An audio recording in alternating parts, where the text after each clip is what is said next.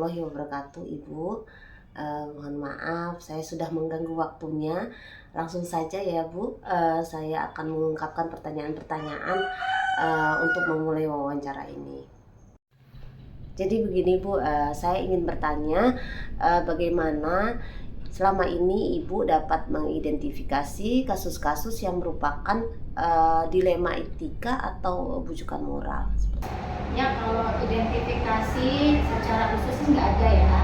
Hanya saja saya menyimpulkan dari ketika ada kasus-kasus yang terjadi sebelumnya itu saya simpulkan. Jadi nanti untuk kedepannya itu bisa jadi refleksi kita kalau melakukan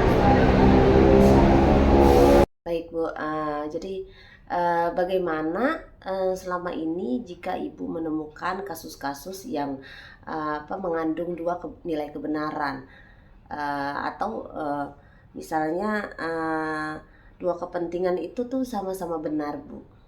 Untuk kasus yang sama itu ya, jadi kita melibatkan, kita berkoordinasi ya dengan pihak-pihak yang terkait, antaranya ada siswa itu sendiri, kemudian pihak orang tua juga ya, karena kan untuk masalah dilema etika ini kan, kasus seperti ini kan tidak semerta-merta kita di sekolah ya, jadi juga harus melibatkan orang tua juga. Jadi kita libatkan, kita koordinasi dengan pihak-pihak yang terkait.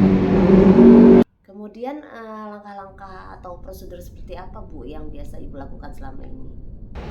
Untuk langkah-langkah prosedur ya itu sebenarnya tidak ada yang ini ya. Jadi kita kalau ada kasus apa-apa itu kita mengusahakan untuk bermusyawarah. Ya, jadi kita libatkan ke pihak yang berkepentingan, kemudian kita ajak untuk bermusyawarah. Setelah itu kalau kita capai titik mufakat ya kita ambil keputusan. Lalu hal-hal apa saja yang menurut Ibu menjadi tantangan dalam menuntaskan kasus-kasus yang merupakan dilema etika Bu?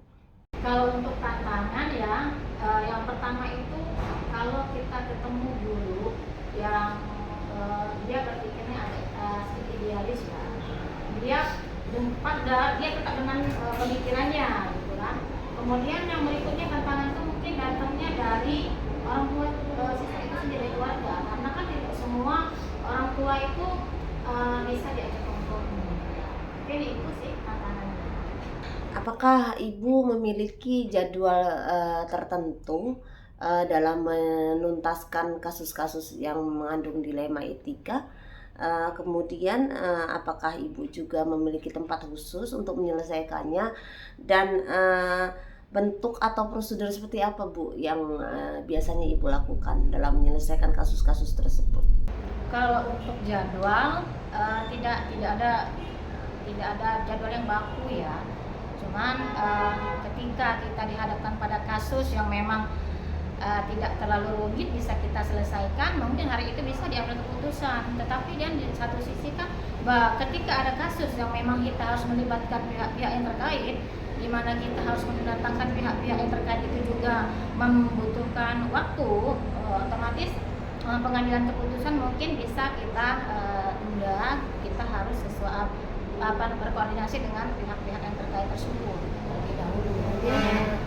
Adakah seseorang atau faktor-faktor lain yang mempengaruhi yang menurut Ibu akan mempermudah untuk Ibu membantu mengambil keputusan dalam kasus-kasus dilema etika? Kalau untuk faktor mempermudah ya, mungkin di sini ada teman ya, kita kan suka sharing ya dengan teman-teman juga yang mungkin juga mempunyai kasus yang sama.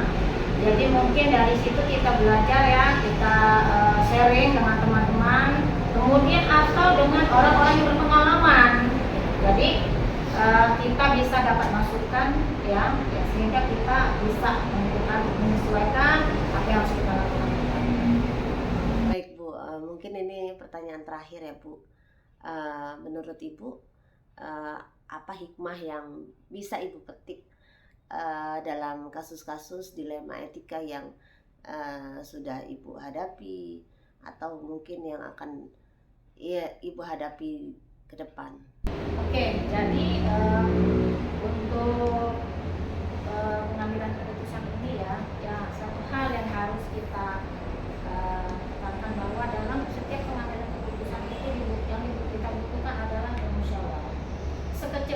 apapun masalah itu, kita harapkan kita bisa bermusyawarah, kita bisa berkoordinasi dengan berbagai pihak yang terkait, kemudian kita cari fakta-fakta yang ada.